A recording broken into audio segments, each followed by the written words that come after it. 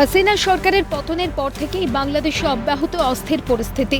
এই আবহে 6 দিনের রাশিয়া ও ক্রোয়েশিয়া সফরে বাংলাদেশের সেনাপ্রধান ওয়াকারুজ্জামান।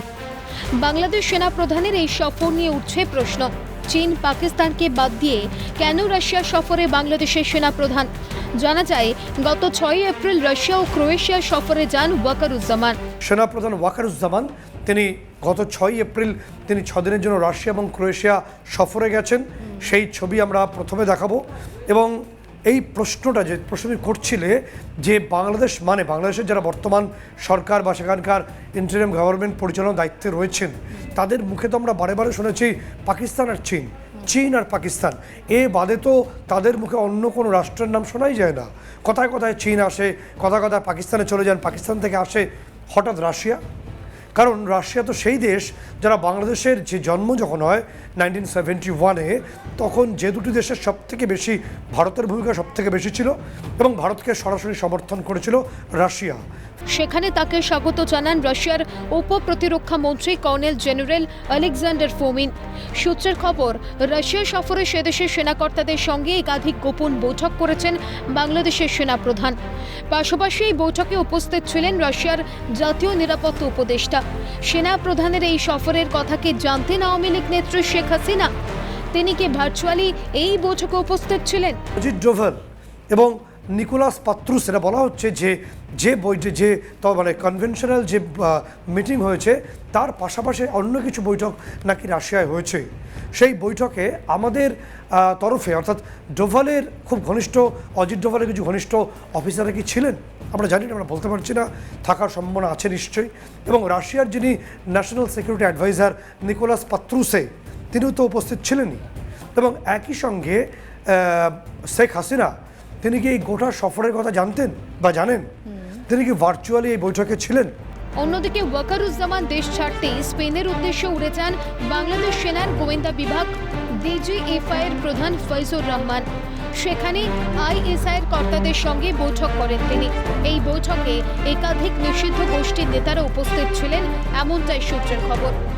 যারা ওয়াকারুজ্জামানের বিরোধী বলে পরিচিত, সেই কোয়ার্টার মাস্টার জেনারেল এবং DGFI এর অন্যতম প্রধান ফয়জুর রহমান মেজর জেনারেল, তিনি উড়ে গেলেন, যে খবর আমাদের কাছে আসছে, স্পেনে অর্থাৎ ইউরোপের একটি রাষ্ট্রে উড়ে গেলেন এবং সেখানে তিনি বৈঠকে বসলেন নির্দিষ্টভাবে ISI এর প্রধানদের সঙ্গে। এবং একাধিক নিষিদ্ধ গোষ্ঠীর উপস্থিতি নাকি সেখানে ছিল বলে আমাদের কাছে সোর্স মারফত খবর আসছে। আর তারপরেই বাংলাদেশ জুড়ে শুরু হচ্ছে মৌলবাদীদের দাপাদাপি। প্যালেস্তাইনে ইসরায়েলি হানার প্রতিবাদের নামে পদ্মাপাড়ে চলছে ব্যাপক ভাঙচুর ও লুটতরাজ। এই অবস্থায় ওয়াকার বিরোধী বাংলাদেশ সেনার একটা অংশ তেড়ে ফুঁড়ে ময়দানে নামতে চাইছে বলেই মনে করছে তথ্যভিজ্ঞ মহল।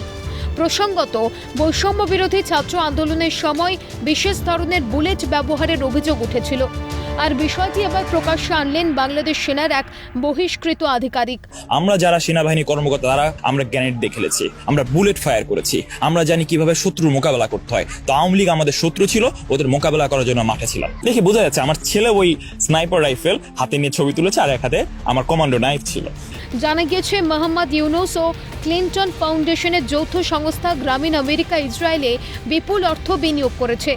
আর এই ইস্যুতে জনগণের চোখে ধুলো দিতে বাংলাদেশ জুড়ে ইসরায়েল বিরোধিতা নিয়ে সুর চড়াচ্ছে মৌলবাদীরা। আর এর নেপথ্যে রয়েছে ওয়াকার বিরোধী বাংলাদেশ সেনার একটা অংশ, এমনটাই খবর সূত্রের। ইসরায়েলের সঙ্গে ভীষণ ভালো সম্পর্ক মোহাম্মদ ইউনুসের, আজকে নতুন নয়, দীর্ঘদিনের সম্পর্ক। তিনি ক্লিনটন ফাউন্ডেশনের তরফ থেকে প্রচুর টাকা ইসরায়েলকে পাইয়ে দিয়েছেন এবং তার নিজস্ব সংস্থা গ্রামীণ আমেরিকা, সেই গ্রামীণ আমেরিকার তরফ থেকেও $100 কোটি তিনি ইসরায়েলে বিনিয়োগ করেছেন। একটু অবাক হবেন না, আমরা বলছি না, বাংলাদেশের একাধিক পত্রপত্রিকা এই খবরটা পাবলিশ করেছে যে মোহাম্মদ ইউনুস এবং ক্লিনটন ফাউন্ডেশনের যৌথ সংস্থা, সেটা হলো যে গ্রামীণ আমেরিকা, সেখান থেকে কোটি কোটি শয়ে কোটি ডলার ইসরায়েলে ফান্ডিং করা হচ্ছে। অন্যদিকে অজিত ডোভালের কৌশলেই বাজিমাত, ভারতে আনা হচ্ছে 26/11-এর মূল চক্রী তাহৌর রানাকে। অন্যতম চক্রী হাফিজ সাইদের অত্যন্ত ঘনিষ্ঠ, তাকে 17 বছর পর ভারতে নিয়ে আসা হচ্ছে। আমাদের সঙ্গে নির্দিষ্টভাবে আমেরিকার সেই বন্দি প্রত্যর্পণের বিষয়ে যাবতীয় কথা হয়ে গেছে এবং নির্দিষ্টভাবে বিশেষ বিমানে তাকে উড়িয়ে নিয়ে আসা হচ্ছে। উড়িয়ে নিয়ে এসে ভারতের দিল্লিতে তাকে তিহারে রাখার সম্ভাবনা আছে, অথবা তাকে মুম্বাইতে কোনো সিকিউর জেলে রাখা হবে, কারণ এই ধরনের যারা মাস্টার মাইন্ড হন, জঙ্গি হন, তাকে সেভাবেই রাখা হয়। পাশাপাশি বাংলাদেশের সীমান্ত এলাকায় আমেরিকার গুপ্ত বাহিনী ব্ল্যাক ওয়াটার কমান্ডোদের উপস্থিতি নজরে এসেছে বলে সূত্রের খবর। উদ্ভূত পরিস্থিতিতে ভারতকে অশান্ত করতে স্পেনে বসে ছক কষা হচ্ছে বলে মনে করছেন ভারতীয় পর্যবেক্ষকরা। মিটিং হচ্ছে intelligence only Turkey, Pakistan and Bangladesh, আর এদের মুখ্য অবজেক্টিভ হচ্ছে অ্যান্টি ইন্ডিয়া কিরকম ভাবে কাজ করা যায়। পাকিস্তান টার্কি অনেকদিন ধরে চেষ্টা করছে এবং টার্কি এখন নতুন ব্যবস্থা করে দিয়েছে পাকিস্তান আইএসআই এই বাংলাদেশে। বাংলাদেশ সেনা প্রধানের এই সফর নিয়ে উঠছে প্রশ্ন। ওয়াকারুজ্জামানের রাশিয়া সফরের উদ্দেশ্য কি? ডোভালের মাস্টার প্ল্যানেই কি রুশ সফরে বাংলাদেশের সেনা প্রধান? প্রশ্ন আন্তর্জাতিক মহলের।